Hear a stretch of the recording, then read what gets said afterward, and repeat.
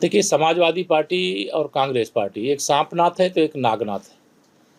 समाज को डसने का काम, समाज को कमज़ोर बनाने का काम, हिंदू को मुसलमान से लड़ाने का काम और फिर नौटंकी करने का काम, तुष्टीकरण की राजनीति ने देश को बर्बाद करने का काम किया है और देश ने भारी कीमत चुकाई है। अन्यथा हमारा देश आज विकसित देश होता। कांग्रेस अगर उस बीच में अड़चन बन कर के सत्ता का लंबे समय तक उपयोग नहीं किया होता। संभल में कोई दंगा नहीं हुआ है। समाजवादी पार्टी के दो गुंडे, अपराधी, माफिया, दंगाई किस्म के लोग आपस में लड़े हैं और जो आपस में लड़े हैं उसमें ये नाटक क्यों कर रहे हैं? संभल में जो माननीय न्यायालय के आदेश के अनुसार कमीशन की कार्रवाई हो रही थी, उसको लेकर के बवाल किसने खड़ा करवाया? समाजवादी पार्टी के सांसद ने खड़ा करवाया। उस बवाल के बीच में समाजवादी पार्टी के विधायक पक्ष के लोगों ने उसमें विवाद किया, बवाल किया और जब शांतिपूर्ण माहौल संभल का है तो उसको खराब करना चाहते हो।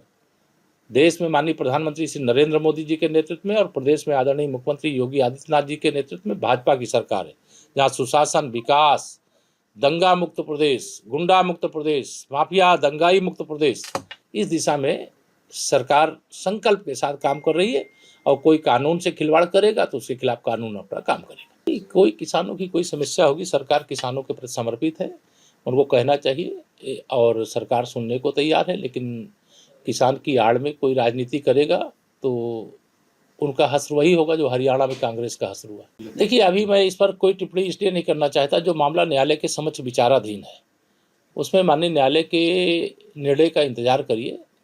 यही बातें श्री राम जन्मभूमि पर भव्य मंदिर बनने से पहले जो बाबर के समर्थक थे, जो उस बाबरी ढांचे के समर्थक थे, वो लोग कहा करते थे। लेकिन जब न्याय प्रक्रिया से मामला आगे बढ़ा तो आप सब इस बात से अवगत हैं कि अंत में सत्य परेशान हो सकता है लेकिन जीतता सत्य ही है। तो मैं ये मानता हूँ कि इसमें माननीय न्यायालय के फैसले का इंतजार करना चाहिए।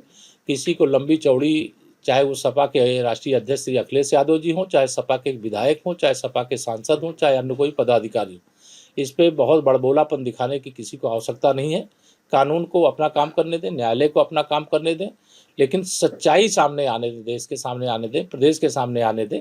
जो सच होगा, दूध का दूध, पानी का पानी होगा। मैं इसलिए कह रहा हूं कि समाजवादी पार्टी के सांसद और विधायक के समर्थकों की आपसी लड़ाई में अगर कोई वहां पर इस प्रकार की घटना घटी है और उसके बाद समाजवादी पार्टी ही 5-5 लाख रुपए एक मुआवजा बांट रही है, तो ये तुष्टीकरण की राजनीति के आधार पर मुस्लिम वोटों की एक फिर से मंडी खड़ी करना।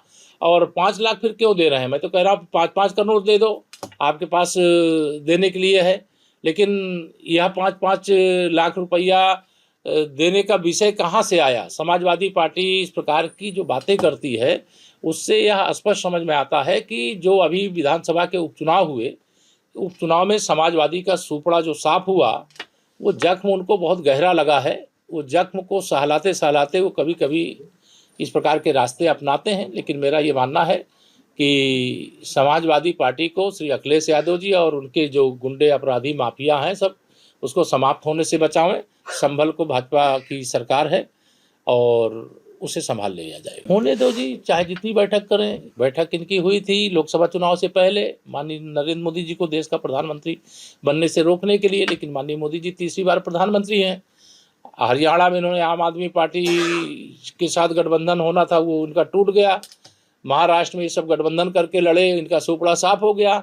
अब दिल्ली विधानसभा चुनाव होंगे, वहाँ पर भी भाजपा का कमल खिलेगा, वहाँ भाजपा की सरकार बनेगी। उपचुनाव में तो आप एक तरफा भाजपा की विजय देख ही रहे हैं। तो इंडी गठबंधन का भी कोई भविष्य नहीं है।